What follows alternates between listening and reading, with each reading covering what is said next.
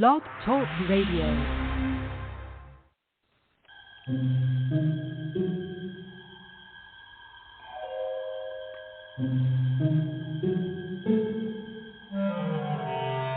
Archangels, ghosts, and Bigfoot, oh my. It's just another night for Supernatural Girls. Real stories, real answers to life's biggest supernatural mysteries. And now for another exciting interview with paranormal experts from this world and others. Here's your host, paranormal researcher Patricia Baker, on the one, the only Supernatural Girls.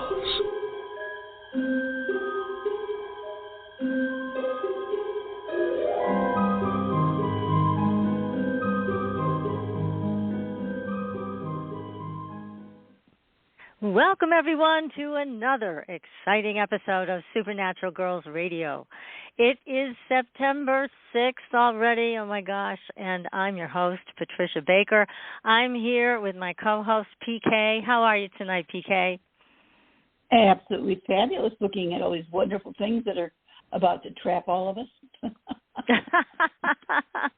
Well, do tell. What is coming? You got to share. Well, we have to take a look at September, the energy, the personal year that you're in, have been in all year. Everything's doubling up. It's for the quick fix, quick changes. So the month and the year being the same, you're going to get twice as much of the good stuff as well as the bad stuff. So remember that September, it's going to be some of a fabulous month when you take a time to catch up with the unfinished business that's been going on all this year, but you may want to feel that the month of September is going to be extremely intense. Like all things, when we're dealing with more than one or two issues, there's going to be an overabundance. So the good stuff will be doubled up, but so will the negative things. Too much of a good thing can make us lazy and complacent, so the goodies aren't really appreciated as it could be.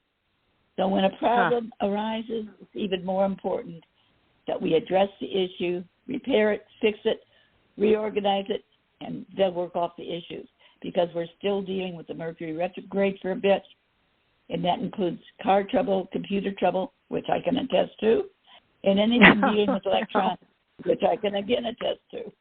So that's my month. I hope yours is better. Oh, my goodness. Well, I hope everybody's is better. My goodness, but thank you for sharing that. Well, I wanted to share with everybody about my experience with our bear that's been coming to visit. So, those of you that have friended me on Facebook, I posted a picture.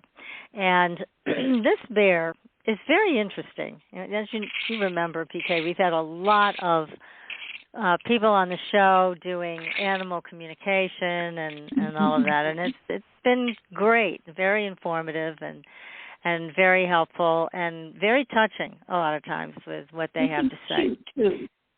Yes. So, anyways, this bear has been coming around to say hello, and he's gorgeous. He's got a gorgeous coat on him, shiny. I wish I had hair like that, I'll tell you. It's gorgeous. And he hasn't been aggressive. It's like when he walks onto the lawn, and I happened to open the door with the dog and, of course, saw the bear and picked up the dog right away. And we just looked at each other, and Phoenix looked at the bear, and his eyes got super big. He's like, what the hell is that? But the bear was very nice, and he looked at us, and then he just walked back into the woods. And that's been his pattern. One time I was watering my garden, and I looked up, and he was standing right there, just watching me water the lawn. But when I looked at him, he figured it was time to go. So he turned around and walked away. So he's not aggressive. And I put a camera out because I wanted to see what else he might be doing. And I got a picture of him with a husk of corn from my garden in his mouth, which I thought was hilarious. So I went out to the garden, and I looked to where he got the corn husk from, and he had pulled up almost all the corn and had sat down and eaten all the little kernels right off of it. But the funny part was that where he sat down and ate the corn was not really near the camera. He actually had to make an effort to walk to the camera and pose with that piece of corn in his mouth. So I think he was saying something. I don't know if it was thank you or ha, I got your corn, or plant more next year. I don't know, but it was adorable. And anyways, I look forward to seeing more pictures. If you want to see the picture, then just friend me on Facebook. You'll see it there. And it's an adventure and a half up here with all the wildlife we have, and I respect all of them. We don't have hunters on the property. We're happy to see all of these animals. So here we are. We've got a new bear friend. So. Well, that's nice. Every year we've got something to show for show and tell. Oh, yeah. Yep. And it's a great picture. I mean, it's so crystal clear. It's 5:30 in the morning. It's still dark, but he came out beautifully. So very, very happy about the photo. So anyhow, wow, we have a very talented guest. Thanks to you, PK. This is a friend of yours. And she is on the show with us tonight. Astrologer Dawn is here, and I'm going to tell you a little bit about her. Then we're going to bring her on to the show, and we're going to be talking about intuition and predictions. So we have a great show lined up for you tonight with Astrologer Dawn. Now, Dawn was born in England, and she's now living in the USA. However, she was fortunate to grow up in a family who understood the metaphysical world. Wow, that's really a gift. So from a young age, Dawn was exposed to a wide variety of experiences and lifestyles that allowed her to observe people and tap into her natural intuition. So Dawn studied astrology with Julian Lee, Eugene Moore, and many others. She was trained in Natal and Relocation Astrology, Advanced Tarot, as well as an understanding of the basics of the Venus sequence. We're going to have to find out what that is. Human Design, Numerology as well. Dawn is a past president of the American Tarot Association. Now, Astrologer Dawn believes that when you follow who you are at your core, which can be seen in your astrological and human design charts, you can customize a life experience that works for you. Now, a customized lifestyle includes monetizing your passions, talents, skills, experience, knowledge, wisdom, and education to bring joy and fulfillment. A life in flow consists of success financially, emotionally, mentally, spiritually, and physically. At age 36, Dawn created Astrologer Dawn and EvolvingU and embarked on the entrepreneurial journey of a metaphysical practitioner and business coach. Dawn's sessions include a blend of the alternative, traditional, metaphysical, and practical to assist, validate, and empower the client's journey. Astrologer Dawn continues with her commitment to share her wisdom, intuition, knowledge, tools, and resources, both alternative and traditional, to empower you to evolve and become more aware of your choices in both your personal and professional life. Now, we are going to have quite the conversation with Astrologer Dawn right now, and we're going to give you the information, too, of how you can get a hold of her. But for right now, Astrologer Dawn, welcome to the show. Thank you very much. Can I get an appointment with that woman? I know, she sounds great, doesn't she? All the time. Doesn't she? I was listening, and I was like, wow. And then I was thinking about the 10,000 hours that we have to put in to, perfect what we're doing. And it doesn't matter what your industry is, and that includes the one that we're all in. We have to put in our time so that we can, give the best information to other people and of the highest level.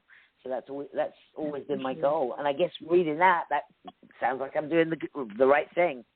You sure are. Now, growing up in a family that accepted all of this, wow, you are so lucky. So this whole theme was throughout your family. So both your mother and father were accepting of it. Did they practice in the field as well? Well, my mom, I had the funniest experience when I was about 12. I was looking over the fence with my best friend Helen, and we were looking into the living room, and my mom was doing a reading for somebody. And Helen said to me, "Don't you think it's strange that your mother reads those cards?" And I said, "You mean your mother doesn't?" So my assumption was, my assumption was that everybody did that. So for me, it was normal. All of my mom, the cousins, the aunts, not the uncles, but the aunts, they all went to a woman called Mrs. Smith. And Mrs. Bright. And Mrs. Bright, they would all take turns, and all the cousins, we were only like 5 years old, we would all go play out in the garden, and this is back in England. And then all the women would go to Mrs. Bright, and she would tell them their future. And it was kind of neat. So I grew up around that. My grandparents on my mother's side were very religious, and so they did not like it if my mom did anything like that. So she moved away. But actually my grandparents on the other side were very accepting. And I would imagine that as long as it benefited my father, there would be a reason that it would be okay that my mom did that. Because my father was first. My father put himself first, second, and if there was any left over, third too. So, the lovely man to know, life and soul of the party. Everybody loved him, but you didn't want to be married to him or related to him. So, all is forgiven. Once we go through our first Saturn return, I think that's when we first forgive the father. So sometimes between 27 and 31, because it can, span that length of time. But when we're going through that period of time, and of course, by the time we get to that next one, that second one, it's not supposed to be such a jolt when it comes to letting things go.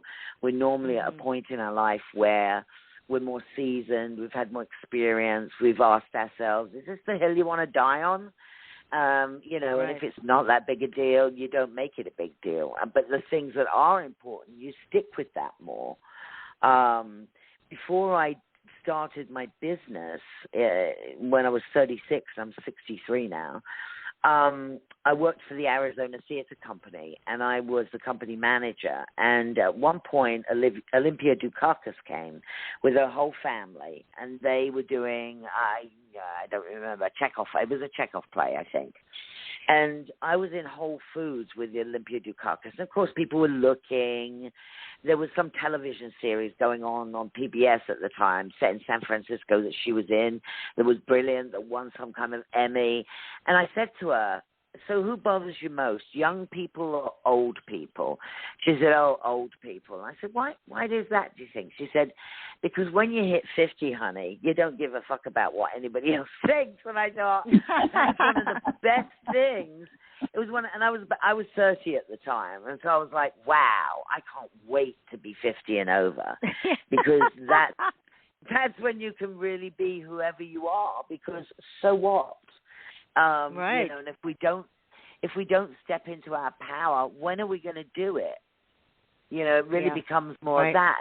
And yes, astrologically, I can see, what happens during our 20s, trying to discover who we are, then having that first Saturn return, coming out of it, and sort of flowering a bit and recognizing, oh, I need to go in this direction, that direction. Usually during the Saturn return, a lot of times people have children or get married, because that's part of all of that. And you see then at 40 where that changes, and there's an opposition going on, and it's like a crisis, especially in men. So you can watch things astrologically to see in general how people act at a certain age, but it's also because of their astrological chart as well. And you can see how they react to different experiences. So I think knowing yourself through your own astrological chart and owning it, stop trying to be something you're not. Right. And also your human design chart, because to me that is like astrology on steroids. So being your human design chart is also important.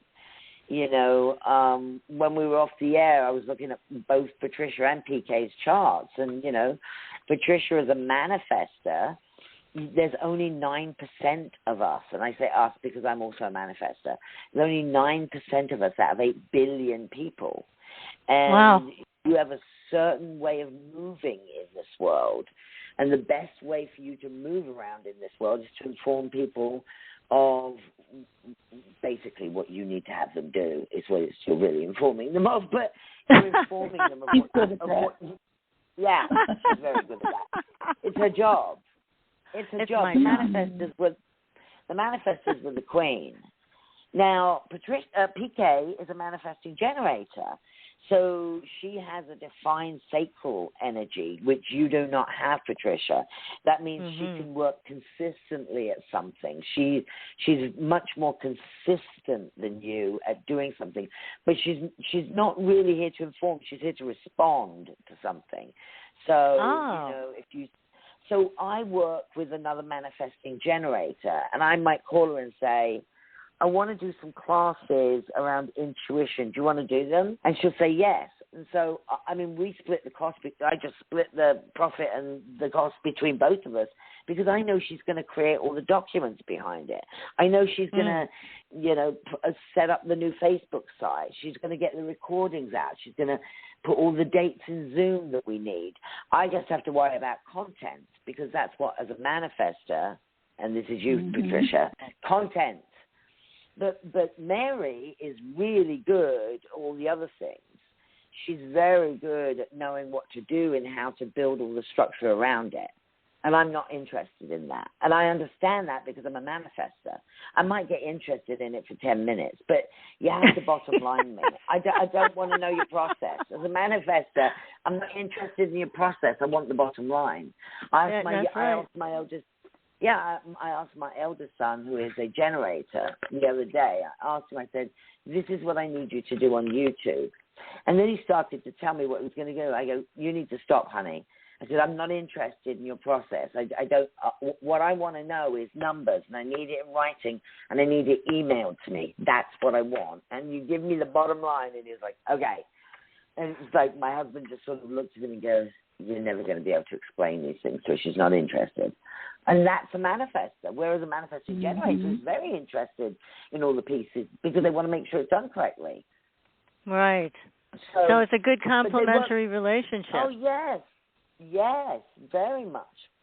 Because within your human design chart, there are gates and channels. Gates are half of a channel. And so what I look at is, do you have one half of the channel and PK has the other? Do you have a full channel in a certain area and she has something in another?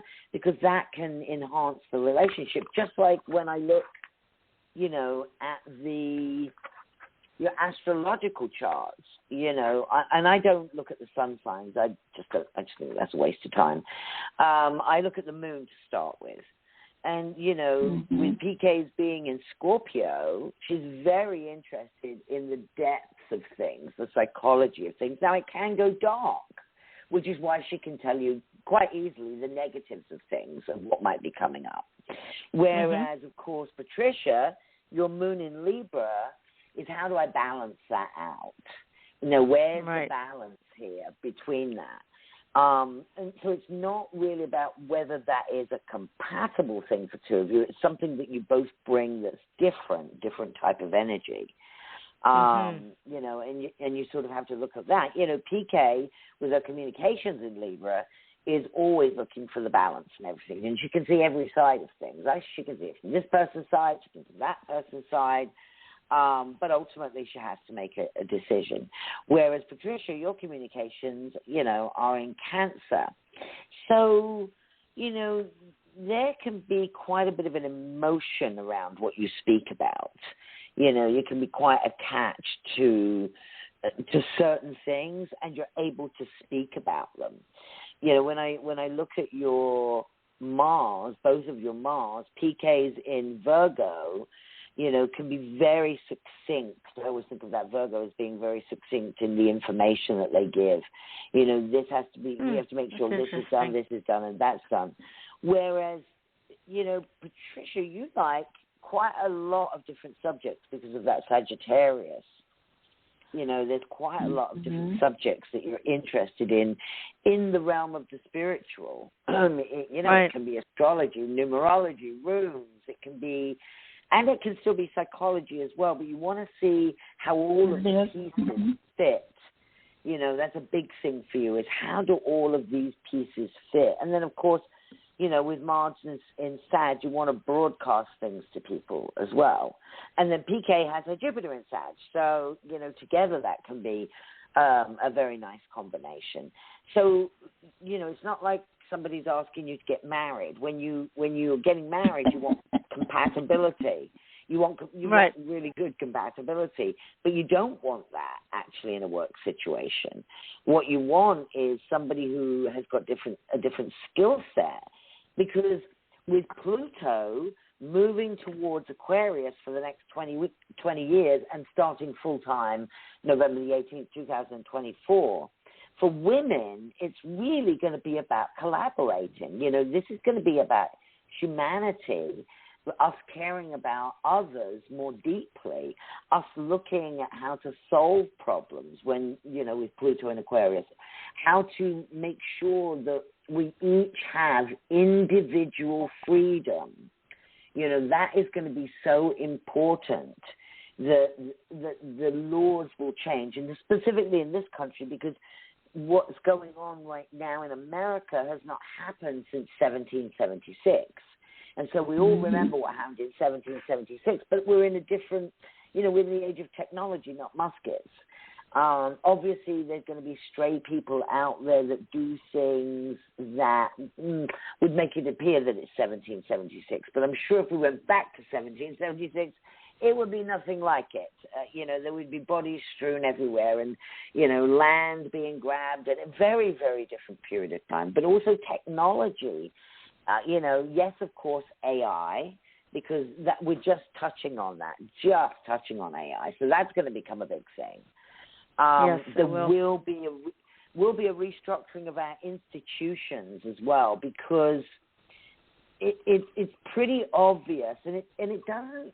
It's not about whether this is good or bad. It's not good or bad, because I don't see any of this with judgment. It's that in the last few years, everybody has been able to see the distinct differences between the 1% and everybody else. So it's just about we've been able to see that. It's not whether anybody wants to do anything about it, to change it, whether people are annoyed or happy. That's not relevant. It's because of what's going on with Pluto. We've been digging up what's going on with the wealthy, with corporations, with education, with the church, with the government. Now, it's more, there's more of a focus in America on all of that, because we are going through our first Pluto return. It takes 248 years to have a Pluto return. So we are living in a country that's going through its Pluto return. So Pluto is death. It's digging up. It's digging down deep and finding out what's underneath, what's holding us back, what's pushing us forward. So the pendulum, the fact the country is so split politically, the pendulum will swing center eventually, but it's swinging, it's swinging extremes both ways, but it will come back to center. But it is going to take us moving into the Pluto into Aquarius to where we look at things from a different perspective than we've looked at Pluto in Capricorn, where the wealthy have all the power. And what we've seen is people not going back to their jobs since COVID. They've been enjoying working from home, and people are like, I don't think so.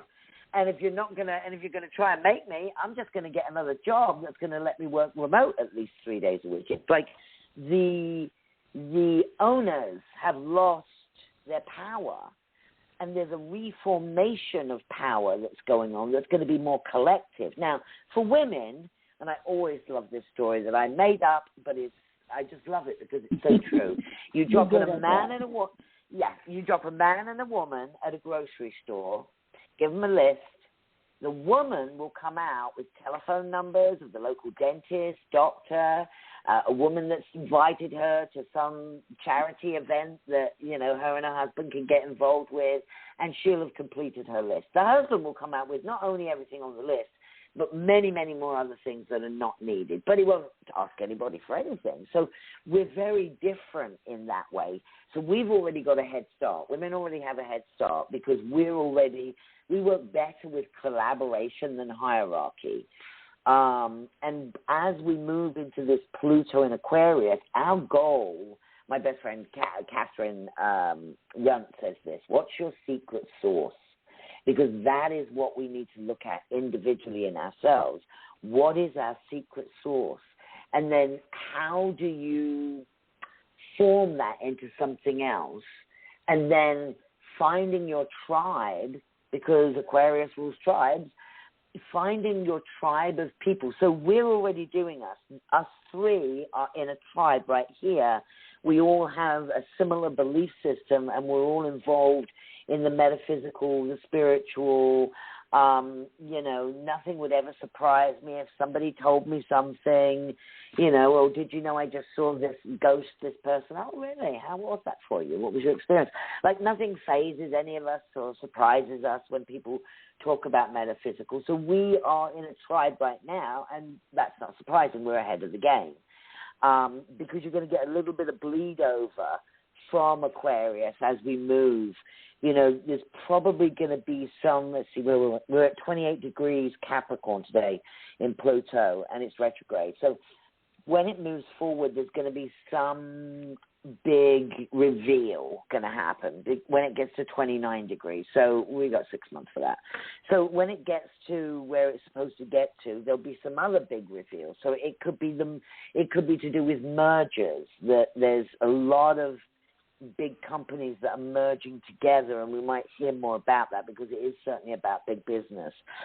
Might also be things like the writer's strike and the actor's strike that, when it started, I was looking at the charts, I was thinking to myself, well, they've got billions of dollars. They can outweigh these people who've got rent and mortgage and kids, and they don't get paid that much. I thought, but you know what? We've got some of this Aquarius energy bleeding, and somebody's going to come up with ways to help them keep going so that they can fight this.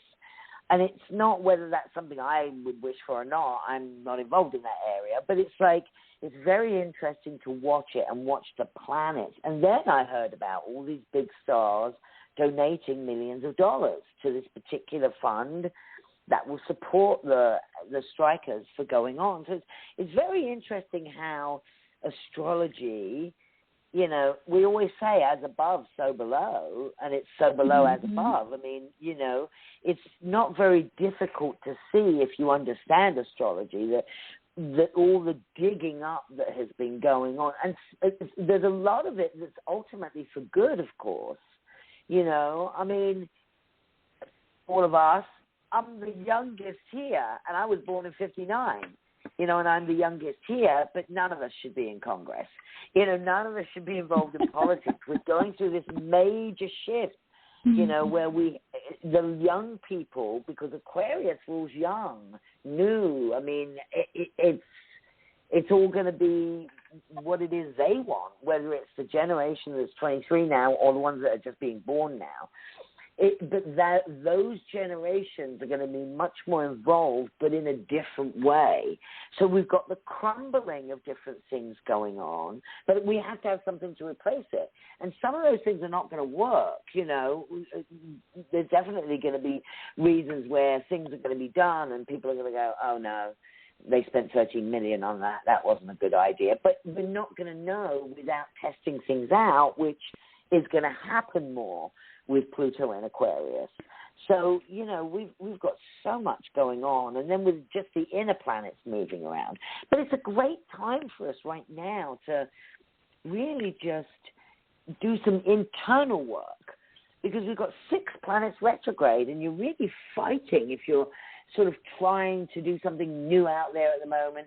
It's go back, look at the projects that you already started, what needs to be finished, or what can you add. It doesn't even have to be finished. You can add some more things to it, but slow down and then look at where each of these planets that's retrograde is moving through your own personal chart, so that you can take a look at, you know, some of the things that you can do to support this period of time. You know, for example, Patricia, you know, with Jupiter in Taurus retrograde right now, going through your 11th house where you were born, you know, I would say that you might be contemplating getting involved with some kind of organizations, associations. This could be something to do with speaking, but you may not be quite sure about what that looks like yet. But there's something bigger that you're doing. And then when I look at Jupiter that's going through PK's chart, and I have her Tucson chart, so that's the one that I'm looking at, that's to do with her home, foundation. So to me, that is also, you've got Jupiter and Uranus going through that. Unexpectedly, more work's coming your way. It's like you'd like to retire, but I don't think so. You and I have had conversations about retirement is when you're in the coffin. Right. You know, you've got plenty of time to sleep, and you're not in that place. You're ready and raring to go. So you're looking at your foundation of what you need to do, you know, to feel secure, whether it's just a few appointments a day or a few opportunities to speak. You know, it's really looking at making sure it's the way it is for you. You know, it's like I am booked up for like 3 weeks because I just did a special. I usually do a birthday special once a year. My birthday's coming up. So, of course, I'm booked out for a couple of weeks, but I don't do more than 2 appointments a day because I'm a manifestor and I don't have the energy. But that, once talking to those people, I get energy to write, I get energy to do research around other stuff, because I love to read what other astrologers have said about, you know, Pluto or Neptune. I'm very interested in the outer planets, not really surprising, as I'm 63, going to be 64 next week. You know, so it's not really surprising. As we get older, we tend to get more interested in those outer planets because they're generational. And so they've been ruling us for a long time, and we want to see, well, how much have we grown and changed during all that time, you know? Right. So, you know, I think that's something that we do. You know, it's also different when you're younger. You're asking different questions. Right, that makes a lot of sense. Let me ask you a question, Dawn. You talk in, you did mention in your bio the Venus sequences. Now, I've never heard of that before. Can you give us a description of what that is and why it's important? Well, the Venus sequence is something that's actually in your human design chart. So what I've realized now that I'm more qualified, because when I wrote about the Venus sequence, that's all I'd taken at that time, and I wasn't vested in the actual human design chart. So the Venus sequence has to do with your work, your passion, your love, and it's something that's in your human design chart. So you really have to know more about your human design chart first before you look at your Venus sequence. But you are looking at Mercury and Mars on the personality side of your human design chart, and the Mercury and the Mars, and it's got numbers, and those numbers correlate to how you show up in this world and where your luck is and things like that. But there's so many things to learn. So the Venus sequence is sort of like your luck factor, and how you best communicate with the world to activate that luck factor. Now, luck and success are in all areas. This is not limited to money. It is, you know, emotional, mental, physical, spiritual, financial, psychological. It's all of those things. So because different people have different goals in their life about, you know, what success equals to them. But the first thing is to really understand this thing about your type and your strategy, because that is going to govern you the most. And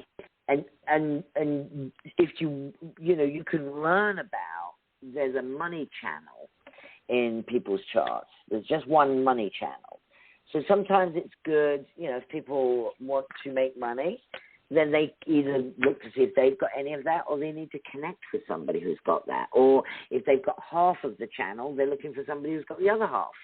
Just like PK has half of the channel, she has the 63 in the human design, and you have the other half, you have the 4. So together, you're very future-oriented. And actually, what happens for PK is, and I've never seen this before, is there's only 3 channels in the head, the past, the present, and the future. But when she's talking to you, she has all channels connected. And I've never seen that before. Because I don't have that with her. I don't have that with her either. I have head energy as well, but I only have past head energy. But she has past, present, and when she's with you, future. So you guys can talk about things, that come up in the future. There's connections between the two of you because of what you have in your chart. Now, that Venus sequence is only going to tell you a minute thing about where your destiny is, because there's so many other things. Just like an astrological chart, there's only, people go, oh, my sun sign is, and I'm thinking to myself, what does that have to do with anything? Like, it's not really that relevant. It's not really that American. Well, I've had women in the past. This one woman called me once, and she said to me, I told her what my session was going to be about and how it worked and what I used and all that kind of stuff, and the astrology, the tarot, the human design, and also this. She said, well, I'm going to need to ask my husband. And I'm like, what are you going to ask him? She goes, well, he's into astrology. I said, how long has he been studying it? And she went, well, he reads the newspaper. He reads the newspaper. I said, so you're going to ask him, who reads the newspaper, whether you should have an appointment with a professional astrologer. And then I said, sweetie, until you've had some therapy around your relationship with your husband, don't bother calling me back. And I don't know if I ever heard from again, because it's like. But then also, that was certainly when I was younger that kind of stuff happened. I mean, I don't know if PK remembers this, but many, many years ago, I had this client. She called me for a consultation, but she wouldn't stop arguing with me. And after 15 minutes, I was like, this isn't working for me. I said, this isn't working for me. I'm sending you your money back. So I did. So this was like within the first 6 years of my business, I think. And I've known PK the entire time. So then I called this woman in Las Vegas who I had known before, who was a reader. And I said to her, I don't know what to do. And she goes, well, how often has it happened? I said, twice now. And I said, I don't like it. I don't want to argue with these people. I just want to tell them what I see. And I'm not, if it doesn't fit, it doesn't fit. I'm just telling them what I see. And she said to me, well, how much do you charge for a reading? And I said, and at the time it was $100. I said, $100. She said, well, this is what you're going to do. And she came from the South, so she had this gorgeous, like, Alabama accent, and I'm not going to do it. But she said, she was like, well, honey, this is what you're going to do. The next time that happens, you're going to interrupt them, and you're going to tell them it costs $100 for this consultation, and it costs $500 to argue with me. So would you like me to charge the card another $400? That's great. And this is about listening to the intuition, because I knew that was going to be useful. Sure enough, and it must have been 2 or 3 years later.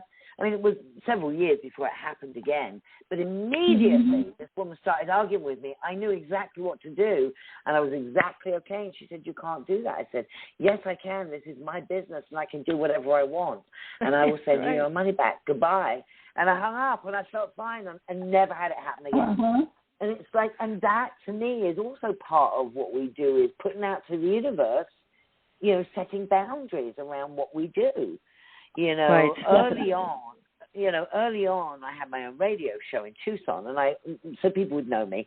And I went to this party once, and I ended up talking to this dentist, and he said to me, so what can you tell me about me? And I looked at him and I said, what do you do for a living? He goes, I'm a dentist. And I opened my mouth and I stuck fingers in my mouth as badly as I could to point to my back tooth. And I said, can you tell me what's going on with my tooth? And he looked at me and he goes, well, you'd have to come into my office. And I go, really? But what? It's no different for me. You know. Yeah. I'm at a party. You know, I am honoring the gift I have. It's a gift that I have, but I do it for work, and I'm not going to be going to a party where I'm supposed to be just, you know, another guest enjoying myself, and then be asked to work, because that's a different event, and I get paid for that. Or didn't we, PK? We used to do a party every year on Halloween for an old, and I would always take PK with me. I couldn't do it on my own. There was too many people, and certainly by the end of the night, they're too drunk, which is why we had a cut-off time. But when they could talk to us, you know, we had a cut-off time. But it was always a lot of fun to do it together, because we could talk about it on the way home, great. They were very satisfied clients, so it was a lot of fun. It was a lot of fun. Dawn, let me ask you about a little bit more about intuition, because everybody has it, yet some people have the volume turned down really low. That's how I think of it. Yes. So some people, the volume's turned up high, so they can't miss the messages. But other times, you know, with people, sometimes the message is garbled, or they don't hear it loud enough. So what do you suggest for people who want to develop more so that they have a better relationship, that they're listening, they hear the voice? So the first thing is they've got to recognize the itty-bitty shitty committee, which is living in their head and second-guessing everything that immediately happens in a nanosecond. Because if you feel something, sense something, just know something, hear something, see something, and your body goes, look, and then your head goes, why are you looking over there? You're not supposed to be doing that. Aren't you supposed to be going over here? What about that check you need to get? You better get to the bank quickly. And then that's gone. It's gone. So you've got to identify your itty-bitty shitty committee so that you recognize that you have been conditioned into listening to your head. And that is never going to have any answers, even for those of us who have a defined head. So PK and I have a defined head and a defined arsenic. You don't, Patricia. We can't use it for ourselves. We can only use it to help other people. No. So it's really annoying. It's very annoying. We cannot figure out our own lives, but we can figure out other people's lives for us, give them ideas on whether it's marketing or solving their marriage problems, or it doesn't really matter. But we can do that for everybody else because of the energy. But, you know, so there is so much, there's really so much stuff that if we know about who we are at our core, we can live that way. So we've got to discover who we are through our astrological chart, human design chart, then look at the experiences that we've had and how we've reacted. You know, a lot of times, you know, I'll say to a client, wow, you've got your communications in Virgos. That usually indicates somebody who is really good at communication and writing, and, that's not me. I like to do that, but nobody ever appreciates it. And I immediately go back to, so I want you to go back to as far back as you can remember. Who talked to you about your writing, whether it is what you're writing, how you're writing? And she said, well, I used to get, snapped over the wrist with a ruler because I wasn't writing cursive in the correct way. So I have a hard time writing. I said, so that's how you were conditioned to not write and not be who you are. And so when clients come to me, I give them some tools and resources. First of all, that you've got to identify where you got the message from, that what you know, see, hear, feel isn't correct for you, because it is. And it's the conditioning, and you cannot fully go into that intuition until you recognize your conditioning, and you recognize your parental conditioning is usually the first one. But if it isn't that, it doesn't have to be you've had bad parents. It can be just your parents argued about money all the time. Well, that's going to show up in your chart, and that's going to show up about your fear of financial insecurity, which is going to hold you back in a career or a job that you don't want because you're just doing it for money. I mean, it just goes on throughout the life. Even though your intuition is going, get out of this, you were an artist. Where are those beautiful things that you created? How about you go sell your art? And, you've got your family saying you need to be an accountant. So, we've got that conditioning. And depending upon how old you are, is also going to determine the amount and type of conditioning. You know, the older you are, the more conditioned men and women have certain roles. The younger you are, younger people don't see that. Sometimes the dad raises the kids, sometimes the mum does, sometimes it's both. Sometimes, you know, sometimes it's neither. Sometimes it's very fluid. But, you know, so the one thing that's going to change things. One thing that's really great about how things are today with psychology and changing patterns is we have other things to use, like tapping, which is very good, brain mapping. Oh, yeah. There's all kinds of techniques now that we didn't have when I was a therapist years ago. Yeah. You know, these things weren't available. And so now people have an instant way where they can get in touch with something that's holding them back or quieting their intuitive voice, and they can make it louder. So I encourage people to always pursue that trauma release. Trauma release is a big thing now, and they're linking it, of course, to all kinds of illnesses, which is absolutely the case. But now they have ways of releasing it, and so you're free of it. And again, we didn't have that years ago, so there's many things to take advantage of. But I do think it's so important to just turn up the volume on that intuitive voice. I'll tell you this. We once had a client, a guest on the show who was very interesting and had quite a paranormal existence. And he came out at the second time we had him on the show and said that nobody should ever listen to their intuition. You know who I'm talking about, right, PK? Whoa. Wow. And both of us were like, what? I mean, of anything that we've talked about religiously on the show, is listen to your inner voice, right? You get into an elevator with somebody, they give you the creeps, get out of that elevator. Get out. Listen. Listen to that voice. But when he ever came out with that, I can tell you, it's very rare that we ever have complaints about guests on the show because we've got great guests like you always. But that time, when he came out with that, my God. Here is a real story of if I hadn't listened to my intuition, and PK knows this, so I have no problem telling it, because I did therapy afterwards. I did EMDR, which is what I needed. Otherwise, I'd never be able to talk about it. But when my son was 18 years old, he got involved with a bunch of people that we didn't know about, and somebody gave him fentanyl. But he came home and he took it in a drink. And when he came out of the bathroom, I happened to be in the kitchen. And I looked at his pupils, and they were so tiny. And I said, are you okay? And he looked very gray. And he goes, yeah, I'm really tired. I've got to sleep. I said, okay. So I go back into my master bedroom, and I said to my husband, let me see your pupils. And I look at them, and they're normal size. And I go, you need to go see Max. Something's going on, but I don't know what. I'll go pick out a movie, because that's what we were doing. It was like 9 o'clock, and people were going to bed, and it was Saturday night, and we were just going to get a movie. And the next thing I hear is my husband, Dawn, you better come here right now. Max was dead. Max was dead. Now, luckily, my husband was trained as a paramedic when he was in the Air Force.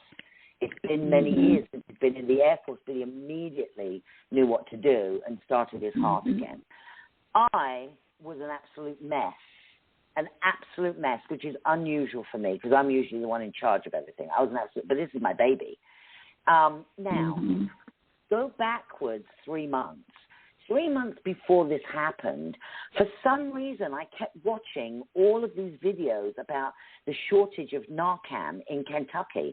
And I kept saying to myself, why am I watching all these videos on Narcan and the shortage in the Appalachians and how many people die of opioids? I had no idea why I would be doing that. So the minute the paramedics walked in, this guy stood next to me with this massive syringe, and I just looked up at him and I said, is that Narcan? And he goes, yep.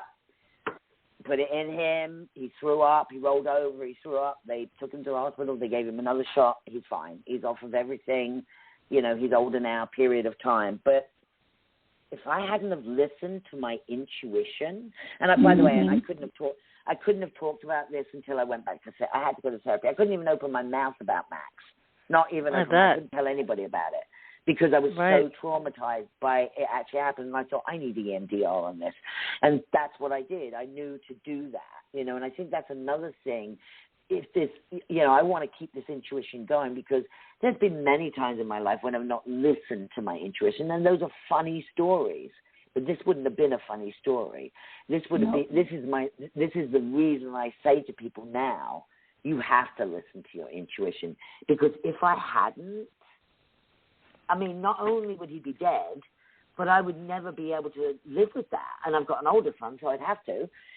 So it's like I wouldn't have been able to live with knowing something wasn't right, not knowing what it was, because that's the thing about intuition. You don't always know what something is. You just know something is correct, but you don't know what.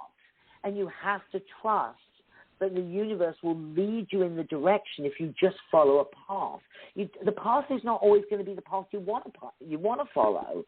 It would have been much easier for me to just be able to pick out a movie and us, get ready and do that. That's not what happened. That's not what was going on.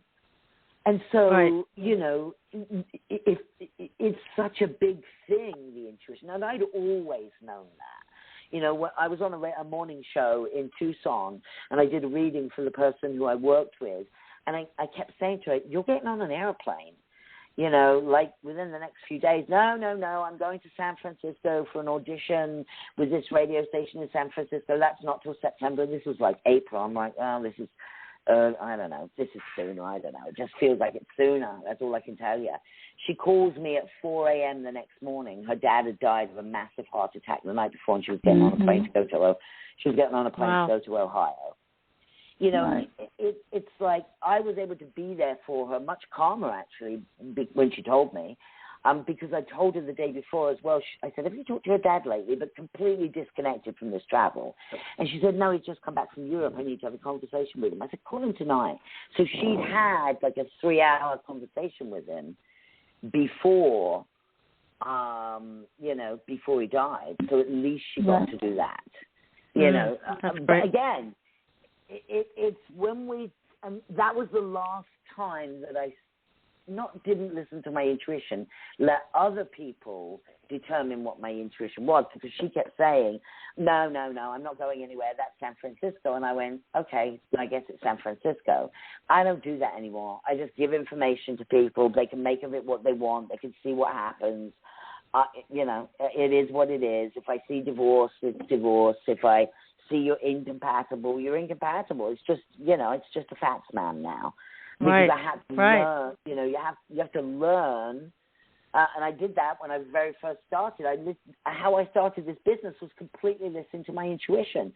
I had this, 11-month-old crawling around this house that we just moved into, and I'd been offered a job as vice president of a mortgage company, $90,000 a year in '96. And I just looked at this little being who I thought I was going to just give birth to and get back to my life.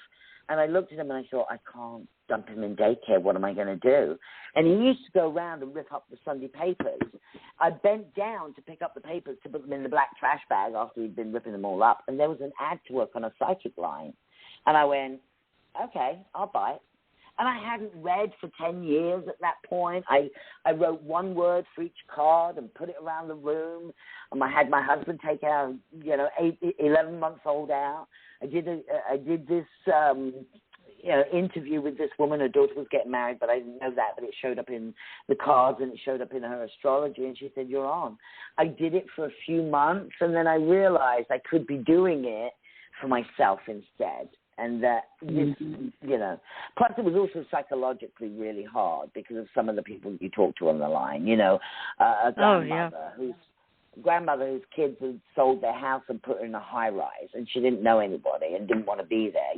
That's heartbreaking.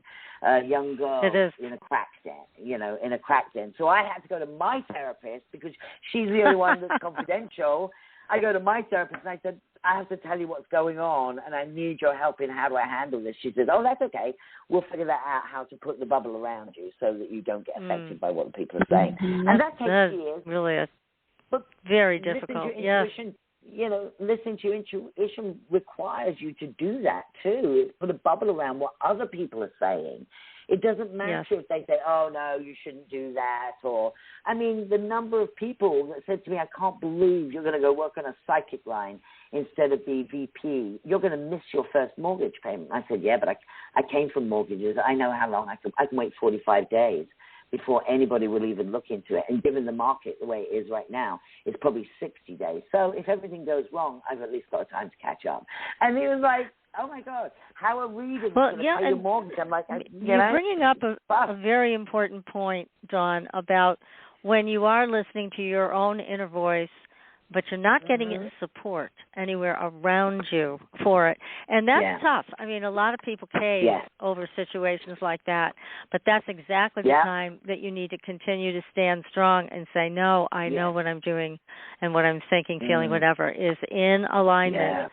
And that's how it is, even though it may look very different to other people. That part doesn't matter, but they can try to wear you down. And I think people can get worn down today pretty easily and stop listening to themselves. And that's why I think this is an important conversation. But we do have a caller I want to get on onto the show. And also, after that, I'd like to visit a couple of things because we've had some very big political things going on. We've had the disclosure movement happening, and I wanted to ask you what you see coming with some of these things. So let me get the caller on the air. This is from someone from area code 201. Hi, you're live on the air. What's your name? Hello? Hello? Hi, you're on the air with us. Do you have a question for Dawn? Yes, I do. Okay, go ahead. Hi, Dawn. Hi. What's your question? My husband just shocked me. My husband actually came and said something to me that I've been trying to get him to see for quite a while. My birthday is January 5th, 1965. And I just want to know if this is the right time to make a move that I've been trying to make a move. Well, it does look like you've got the opportunity to put the past behind you and start a life that's more in alignment with who you are, because it seems like there's a new beginning coming for you. And, you're not sure. Should I jump? Shouldn't I? But you're actually coming out of a rough time right now. You've got some tools and resources. Do you have children? Do you have a son? Yes. Yes, I have three. Something about sons helping you as well. And that can be emotionally, of course, financially. It could be in lots of different ways. But it's like you're really ready to start a life that brings you more happiness and joy. It seems like there's been some tragedy, and you've had enough of that. It's like, yes, that's fine, but I need something new. So you've got something new coming along, which is going to bring about a huge change for you. That's going to bring about more happiness for you as well. Does that help? Yeah, I'm trying to move into my mom's house. I've been taking care of it. And no one has assisted me but my husband. And it's been rough. I've been paying out of pocket everything. And my siblings, because I'm maintaining, they're trying to get money out of me that they don't deserve at this point, and they know it, and everybody else know it. Because I saved this house, and I'm ready to move.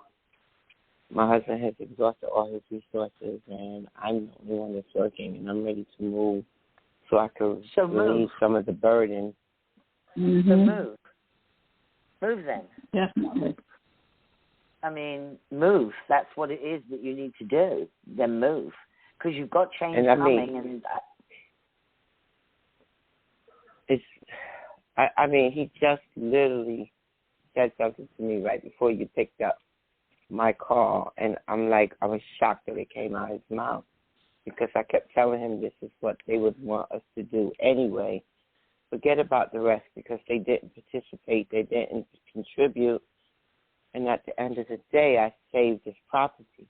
I'm paying for a property that's vacant, and I'm not living there, and it's a strain, and my husband got sick. and they all know it. And I know that my parents would want me to go and restore the house and keep it. And what's stopping you actually doing that? It was him, and he just came to me and said, pride go before the fall. Does that mean you're moving or not? Because it looks to me like you're moving. Yes, I am moving. Good. And Good. My son, because my son just left. My son just left last week. Him and his baby and his girlfriend, and they went to like her family's house and took a little flat there. And I'm glad he went because he was a distraction. I mean, he's close enough I can help him if I have to. But I was concerned about him, but I realized I had to let him go. Realize, you know, it's your turn. The grass isn't always green on the other side, so we have to move up. Yes, you do. Now, your turn now. And the grass is always greener on the other side of the fence, but you still have to mow the lawn. Yeah. Yes, you know, that's what I do over there. The only enjoyment that I get at my mom's house is to go there and mow the lawn, and I cannot wait to go and fix it up the way that they would want it to be fixed. Good. Well, then go do that. And it's killing everyone that I'm doing it and not living it. It doesn't matter what anybody else thinks. This is the era of what do you need to give yourself the freedom in a wide variety of areas of your life. Whatever that is, go do it. Mm-hmm. You cannot be. Listen, my father's. I'm sorry. You can't think about what other people want or what other people say. You have to be you and do what feels correct for you. And if this feels correct, then go do it. And then tell everybody. Thank you, Miss. You know, I was born in England, but I was raised here. Oh, wow. Whereabouts in England? My parents were part of the Windrush generation. Oh, wow. And they literally came to this country and started all over again. And I couldn't watch everything that they worked for go down the drain. But it has cost me so much heartache. And like tomorrow's my father's anniversary of him transitioning. But he transitioned back in 96. My mom transitioned 12 years ago, and it's been rough. I literally have been going through a struggle with my entire family since my mom died. It took me 7 years to even step foot back in my mother's house. Wow. Well, sounds like you need to step foot in that other house and spend some time on the lawn that you feel so good about. Yeah, that's my mom's house. I'm going to fix it up because they left. Yeah. They destroyed it, and they destroyed everything. And I had to pick up the pieces, and I'm going to put it back together again. And I don't care who want to get mad. But when I see him in court, I'll tell the judge the same thing. Just, I have my right. Yeah. Because I've been paying for it since day one. Well, good luck with everything. Yes, thank you for calling in. So good luck. I mean, this was confirmation because just as he said something to me, it was the ironic thing. You picked up my call. And what I was going to talk to you about, it changed my entire question. But thank you so much. I appreciate it. You're welcome. You're welcome. Bye-bye. Good luck. Thank you. Oh, that's great. Well, you put somebody on the right path there, and that's wonderful to give that kind of support. So let's just take another, we're running out of time, but I wanted to ask you, when you look at the chart for where we're headed, and I'm sure you're watching like we are, all of this incredible insanity going on in the political world. Yeah. And, I mean, what do you see? We've asked astrologers before, do you see Biden finishing out his term, or is he going to be ejected? Is he going to be leaving that post? It's about the government as a whole. So, it's about digging up what's working and what's not working. And it's very complicated because of Well, it's very complicated because of the way politics has changed in the last few years in this country. It's actually become, we know a lot more now, and we're trying to decide individually as we go back, into the Aquarius, Pluto in Aquarius, what we want individually for ourselves. So the shift is going to be there's definitely a shift that's going on, because I think about the fact that we've had all this technological change in 100 years. Look back 100 years and look at the technology now. But we haven't grown spiritually, Right. We're human beings having a spiritual experience, but we're not growing spiritually. We're not understanding other people, we're not. It's so important that we stop getting into other people's business. There needs to be limitations on certain things, but not on others. We're going through a shift and a change in this country because the country was only capitalist. You can't just have a capitalist society. You have to have social reform as well, but it's what does that look like? So there's going to be a lot of change when it comes to that, certainly over the next 20 years, because we've got newer generations coming in. It's not my ideal that both men who will probably represent their parties are both what we call in England old age pensioners. They ought to both be out with their great-grandchildren enjoying themselves, both.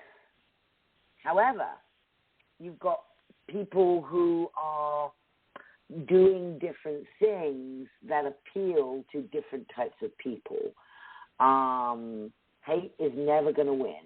It's just never going to win. And control, it's not going to win because we're moving into Pluto and Aquarius, which is about freedom. So, well, that's good because now they're talking about doing another lockdown, issuing mandates on vaccines. All of that control stuff's coming back, and they're predicting that for the fall. That's only because we're in the last vestiges of Pluto in Capricorn. It may not actually happen, but it does go away when Pluto. We are going to have Pluto in Aquarius next year for a little while, in January for a few months, and it's going to go back again, and the last time into Capricorn. So we're going backwards and forwards between, what's important and what's not. My eldest son is not vaccinated. I am, because I was going to the Cayman Islands and they wouldn't let me in. So I didn't have, I didn't have a choice. If I wanted to go and do the work I do on the Cayman Islands, I was going to need to do that. My husband and my youngest son just didn't want to. Then suddenly one day they decided they would get vaccinated. I have no idea. I didn't push them. I didn't do anything with it. And my eldest son kept on saying, I can't believe this, mandates and stuff like that. I go, yeah, welcome to being a woman. I have no sympathy for you. Sorry, honey.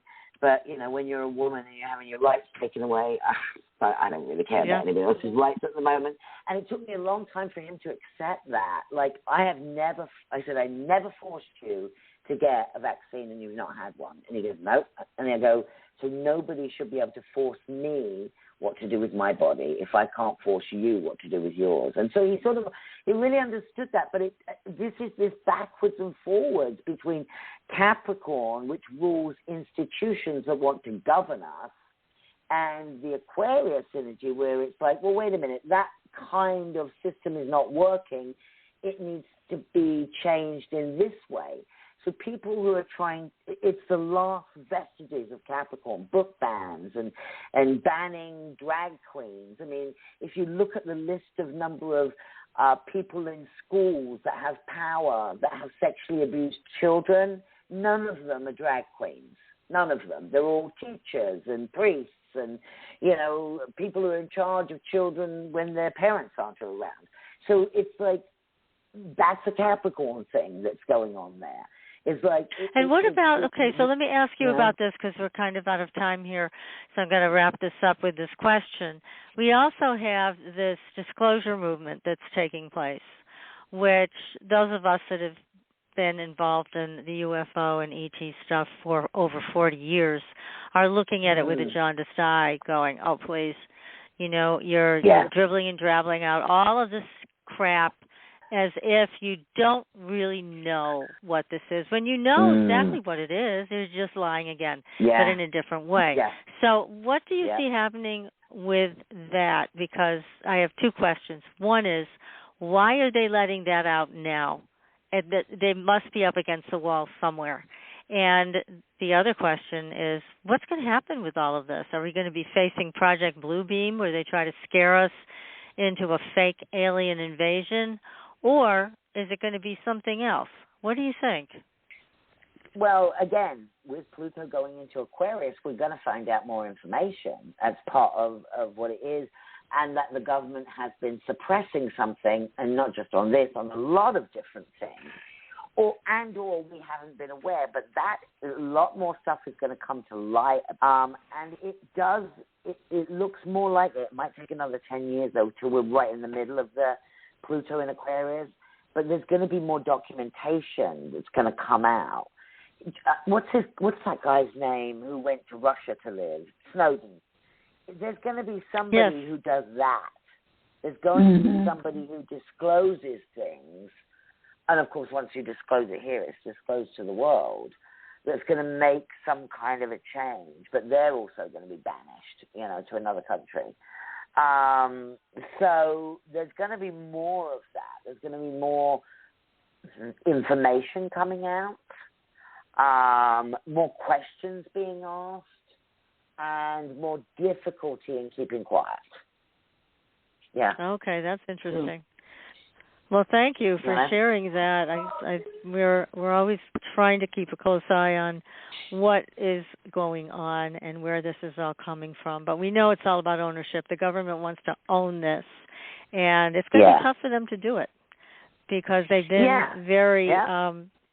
They've lied for so long, and so we know not to trust anything they say, and whatever direction it's coming from.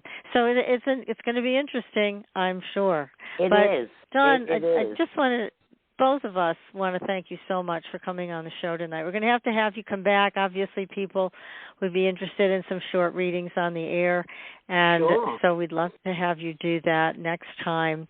And, oh, my goodness, you've given us a lot to think about tonight, Astrologer Dawn. I know. Now, how do people get a hold of you? That's something that they're going to want to know. You can check out my website, which is Astrologer Dawn, DAWN.com. All my services are listed there.